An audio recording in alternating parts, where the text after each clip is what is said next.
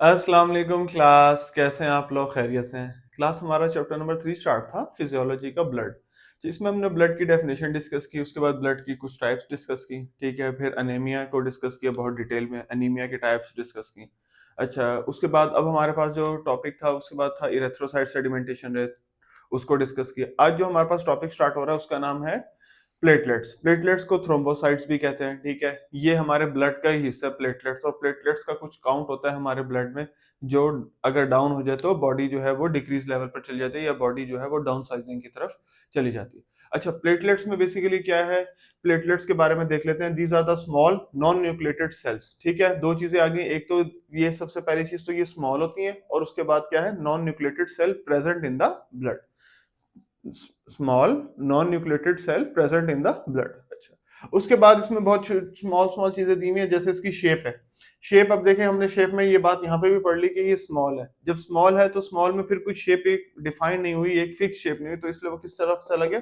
Irregular shape की तरफ चला गया। अच्छा, नॉन न्यूक्लिएटेड सेल्स जितने भी होते हैं वो तकरीबन राउंड होते हैं। अगर वो राउंड है तो हम उसको कह सकते हैं या तो वो ओवल शेप में है, या फिर वो डिस्क शेप में है। तो ये दोनों ही आ जाएंगे कि these are the small irregular round और ओवल, ठीक है? ओवल यानी कि डिस्क लाइक शेप में ये इनकी जो शेप है वो प्रेजेंट है।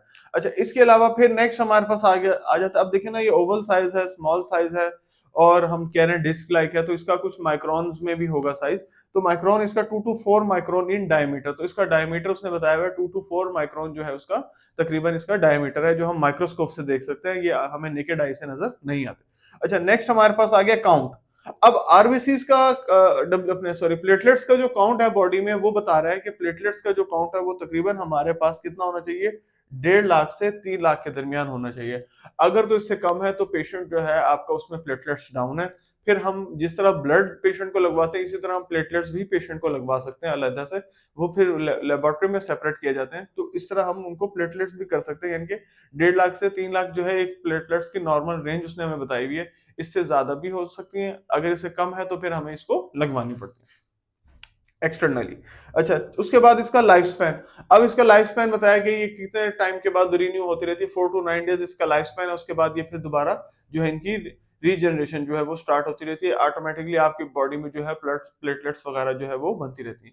वैसे भी कहा जाता है कि यंग एज में बंदे को ज्यादा से ज्यादा ब्लड देना चाहिए, ताकि एक तो उससे जो है उसकी जो बॉडी है वो एक तो उसमें रीजनरेशन की कैपेसिटी बरकरार रहे, पहली चीज। दूसरी बात, ये पुराना ब्लड निकलता जाए और साथ साथ न्यू और फ्रेश ब्लड जो है वो जनरेट होता जाए। इससे ये होगा कि उसके अंदर ना एक उसकी फिजिकल एक्टिविटीज जरा ज्यादा बेहतर हो जाएंगी, फ्रेशनेस रहेगी, और ऑटोमेटिकली उसको एक खुद फील होगा कि यार मैं एक मतलब एक सेहतमंद आदमी भी वो कहलाए जा सकते हैं।